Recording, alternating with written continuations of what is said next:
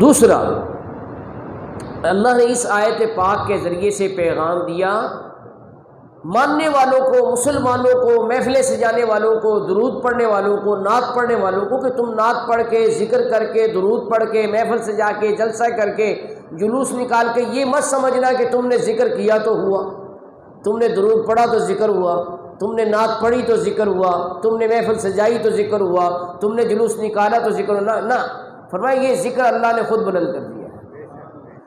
اللہ نے اپنے حبیب کو کسی کا احسان مند اور محتاج نہیں کیا کہ کوئی احسان جتائے کہ یا رسول اللہ ہم نے آپ کا ذکر کیا تو پھر آپ کا ذکر ہوا، ہم نے آپ کی محفل کی تو آپ کا ذکر ہوا۔ کہا نہیں، ذکر اللہ نے خود بلند کر دیا ہے، اور کسی کو اس سلسلے میں حضور صلی اللہ علیہ وسلم پر احسان جتانے والا نہیں بنایا۔ آپ دیکھیں اللہ تعالیٰ کی سنت پاک کہ حضور کا کوئی استاذ ہی نہیں ہے دنیا میں، سب کچھ اللہ نے خود ہی پڑھا لکھا کے بھیجے۔ اس میں ایک حکمت یہ بھی تھی کہ استاد شاگرد سے افضل ہوتا ہے، تو اگر کوئی حضور کا دنیا میں استاد ہوتا تو وہ آپ سے افضل ہو جاتا۔ حالانکہ ہمارے آقا صلی اللہ علیہ وسلم کے بارے میں ہے بعد از خدا بزرگ توئی قصہ مختصر، کہ حضور صلی اللہ علیہ وسلم خدا کے بعد سب سے افضل ہے مخلوق میں۔ ہم نے اپنے بڑوں سے سنا ہے صرف اللہ ہی ان سے بڑا ہے۔ جی، الرحمن علم القرآن، رحمان ہے جس نے اپنے حبیب کو قرآن سکھایا۔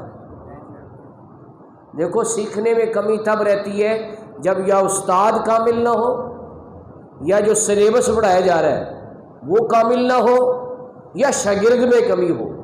پڑھانے والا اللہ ہے، پڑھائی جانے والی کتاب قرآن مجید ہے جس میں ہر خشک و تر کا روشن بیان واضح موجود ہے، اور پڑھنے والے مصطفیٰ کریم ہے، تو پھر پڑھنے میں کمی کیسے واقع ہو سکتی ہے؟ کیسے پڑھایا؟ سنیں اللہ پاک قرآن کریم میں فرماتا ہے وَعَلَّمَكَ مَا لَمْ تَكُنْ تَعْلَمُ وَكَانَ فَضْلُ اللَّهِ عَلَيْكَ عَظِيمًا۔ اے محبوب، آپ کو سکھا دیا، آپ کو پڑھا دیا جو کچھ آپ نہیں جانتے تھے، سب کچھ سکھا دیا، اور آپ پر اللہ کا بہت بڑا فضل ہے، بہت بڑا فضل ہے۔ کیا ہے؟ کہ سب کچھ سکھا دیا۔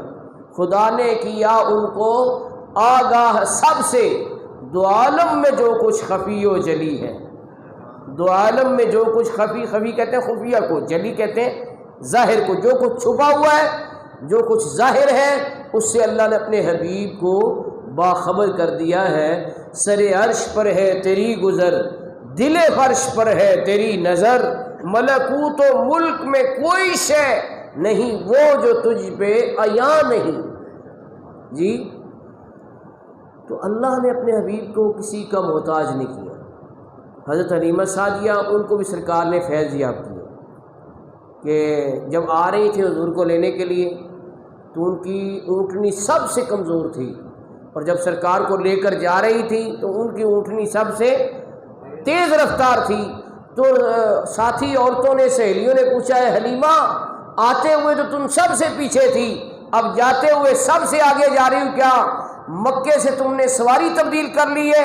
تو ان کا جواب بہت خوبصورت تھا کہ سواری نہیں، مکے سے میں نے سوار تبدیل کر لیا ہے۔ تو اگر پہلے سے ہی شاہانہ بندوبست ہوتا تو حضور کی برکت کیسے ظاہر ہوتی؟ پتہ کیسے چلتا کہ سرکار کی یہ برکت ظاہر ہوئی ہے؟ اور پھر وہاں پہنچی بنو سعد میں، تو وہ عورتیں کہنے لگیں حضرت حلیمہ سے، حلیمہ اگر رب کچھ دے تو سنبھال کے خرچ کرنا چاہیے۔ انہوں نے کہا میں نے کیا فضول خرچی کی ہے؟